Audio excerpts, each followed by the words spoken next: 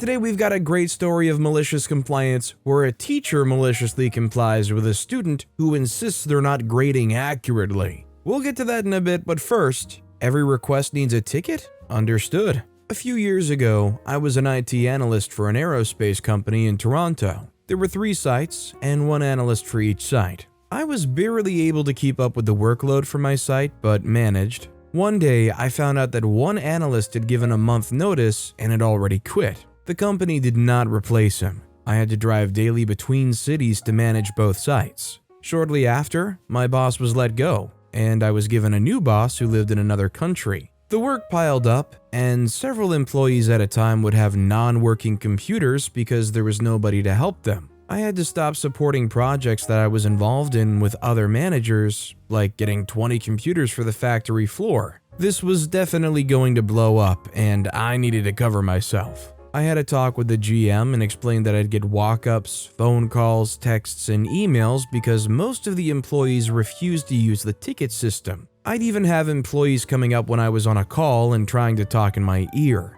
The GM decided that all requests must come in the form of a ticket. I adopted a no ticket equals no work policy and enforced it on all employees and managers. I also stopped answering texts and calls. I'd answer all email requests with, "Please open a ticket." Most managers refused, so I would just thank them for their time while they fumed off to file a complaint against me. A week went by with no copier on the main floor because everyone refused to open a ticket to request more ink. Everyone had to walk downstairs to make their copies. A week went by with several lathes in the factory not working because everyone refused to open a ticket. Several computer illiterate or lazy employees would now have to ask their coworkers for help because they refused to open a ticket and now they're behind on their work. Sometimes a new employee would spend 2 or 3 days in the office with no laptop and no user account because the requests never came in the form of a ticket. Employees would go on business trips without laptops because they refused to open a ticket. This went on for several months, and I was able to partially manage both sites, but it was exhausting arguing with everyone every day.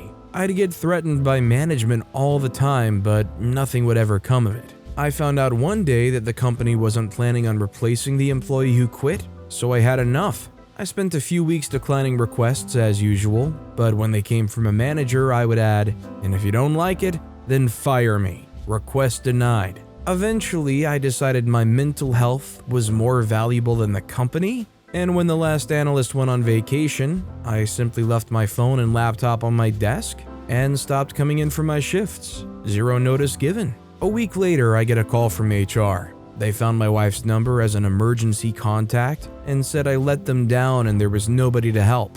I replied with, "Good, now you know how it feels," and left it at that. 6 months later, the only analyst left tells me the company replaced my position with 2, but they're still in rough shape.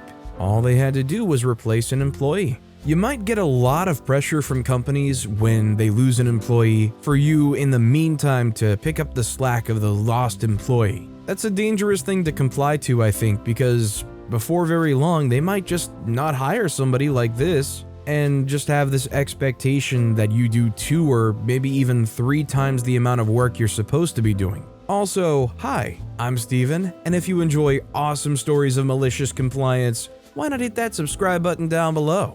That said, our next story is Just Desserts. For many years, I worked at Pizza Hut, or Schmitza Schmut. I don't know why people avoid the names. To be honest, I don't either. Anyhow, I have a million stories, and while many are malicious, only a few contain much compliance. At this time, I was a dish dude, phone getter, whatever needed doing person. I was persistently amused by how quickly even the most trivial amount of power could go to people's heads. One waitress, who I'll call Donna, and then never use that name again in this whole story, was given some sort of title, like Grand Overlord of Waitstaff or something, which conferred upon her the power to do the same job as before, but with more work. She wasn't actual management, not that I would have cared much if she was. I showed up early every day, as was my habit, and one evening I was somewhere in the back wandering about 20 minutes before my shift. The phones were ringing and being ignored by just about everyone as usual, so the leading team of the leading waitstaff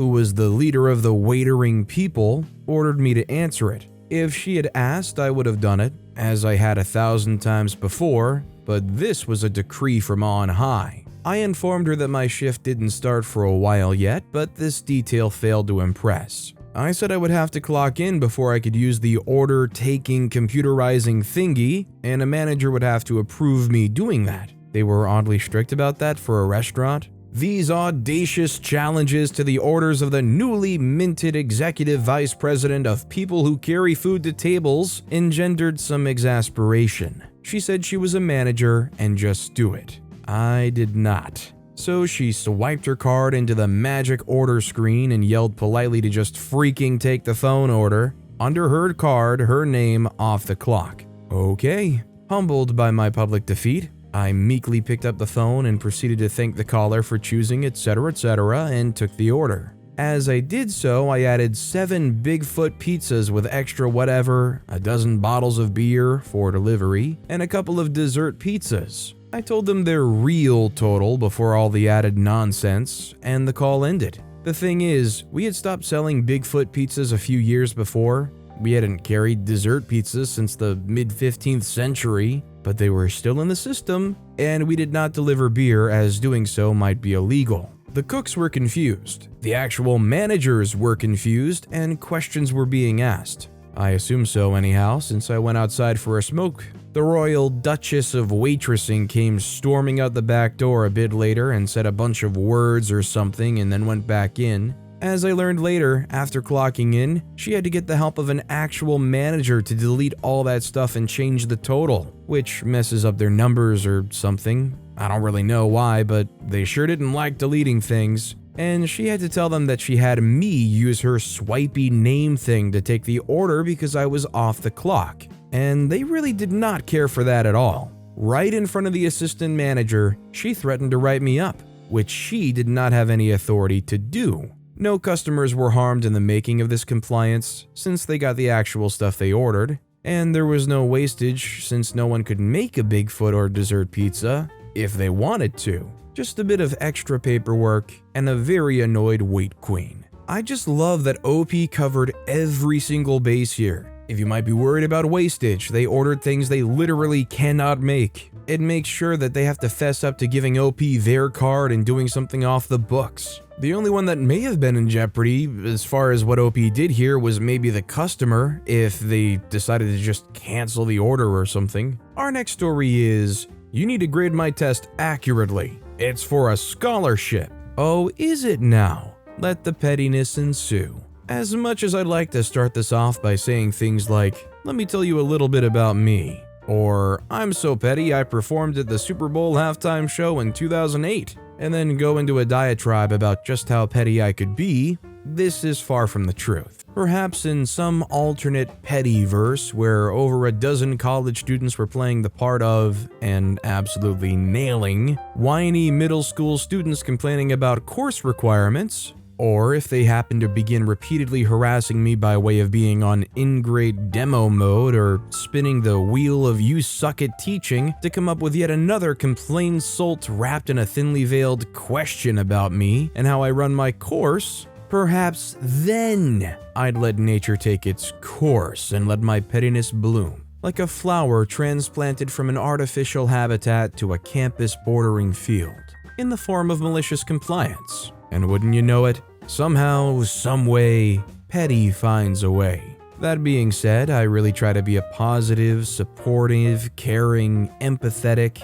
far from sardonic college instructor. My clientele, as referenced above, are mostly college-age students who enroll in what is basically a pre-algebra course my community college likes to call college math. I have the occasional young whiz kid who enrolls in my course to be super advanced, but for the most part, young adults in their 20s and 30s are who I teach, and solving systems of equations by substitution is what I currently teach them. I have many students who struggle and require additional tutoring, and I'm always happy to oblige. There's this one student who I wish would show up to our makeshift tutoring group but never does. Let's call her Mara. Mara acts like she's the crap. She seriously acts like we're back in high school, interrupting my demonstrations, Miraculously, because I literally direct instruct for 3 to 5 minutes before I popcorn around the room and treat it like a very large standard tutoring session. Mr. OP, my dad says this isn't the way to solve it. Mr. OP,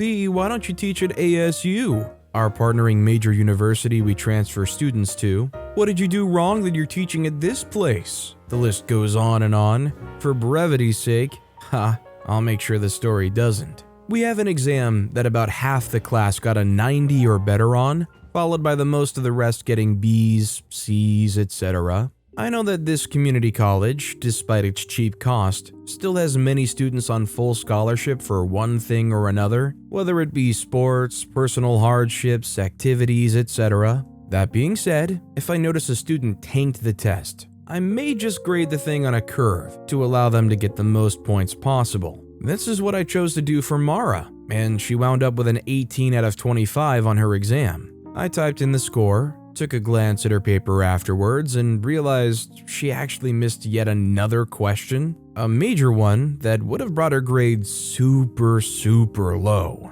I decided to look the other way, part laziness, part being nice. Let's not say how much each part's worth, but they ain't equal. So it's time to return the test that I already had graded in the system when Mara starts up with her questions again. They are literally too tiresome to include. I will say her final piece, however. Mr. OP, I noticed that you gave me an 18 out of 25 on my last test. Could I take a look at the test and see what I got wrong? I definitely didn't miss that much. I tried to use inflection to let her know that she probably should just be happy with the 18 by saying, yeah, I think I'd be happy with the 18 there, kiddo. Then she suddenly dropped a petty pebble at the top of a snowy hill. She continues, this time standing, walking toward me, pointing her Cruella de Vil finger at me saying, no, you can't just put whatever you want for my grade. 18 out of 25 isn't even possible. I need to keep my GPA high because of all my scholarships. You need to grade my test accurately. Enter MaliciousCompliance. I knew good and well that she did not deserve, by any stretch of the imagination, anywhere near the 72% that 18 out of 25 is. She didn't master 72% of the content. She didn't get 72% of the questions correct. I'll be honest and say that when I grade dozens of exams, I tend to look at the most important questions on each test and ensure that these are 100% accurate. I always pepper in some spiraling, thinky type questions, stuff with rigor, but I don't grade against it. If I ever make an error in grading, it 150% of the time favors the student. I took her particular course's papers out of my Blautasche case, file through the exams and find her particular one, and look at it quizzically. Then I look back at her while my head's still positioned toward the paper. I'm trying so hard to give her an out. She wouldn't budge. So I say, you know what? You're right. I did make an error. Oh crud, more than one.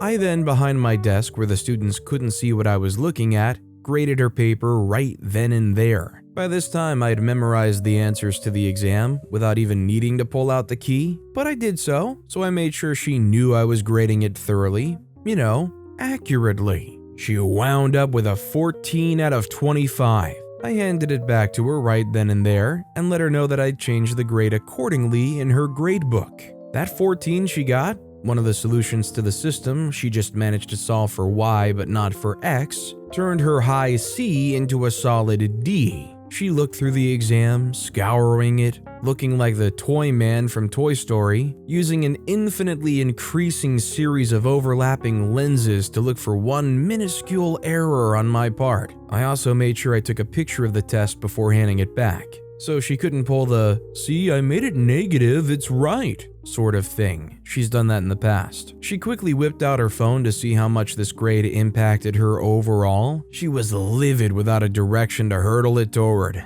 I could see that this act of petty malicious compliance on my part was a little too far. I actually feel bad for Mara. As she looked up at me, I could see her eyes well up a little bit. It was that too quiet right before something bad was about to happen. My spidey senses were tingling. Side note, this is why I hate Avengers Endgame. Spider-Man looked surprised at his death. He should have sensed it, right? But I digress. Before she started to take her clenched arms, that she looked like she was trying to remove the top of the desk from its connected chair, and turn them on me, I offered a solution. Look, Mara, remember you can do corrections on the exam for 1/4 of the credits back, right? That will get you almost all of the points that you were gifted in the first place. What do you say? She sheepishly agreed, wound up with a 17.5 out of 25, and has yet to give me a hard time since. But I'm pretty sure my semester survey will suffer greatly. You know, OP really brings up a great point about the MCU there, but you can definitely tell that OP in most situations is a teacher you actually like having. In 8th grade, I had a teacher for pre-algebra, and I don't know why, but I just did not do anything in that class. I didn't retain any of that knowledge. On the final exam, I surely tanked it super F material. But I finished that year somehow with a 60, which was considered good enough by the state. I'll tell you one thing for certain, I did not earn that 60, so thank you to that teacher. But with that being said, that's all the time we have for today. Now, if you want to hear another absolutely awesome malicious compliance story, check out that video on the left. Or if you missed my latest video, check out that video on the right. That said, I'll see you all next time with some more stories.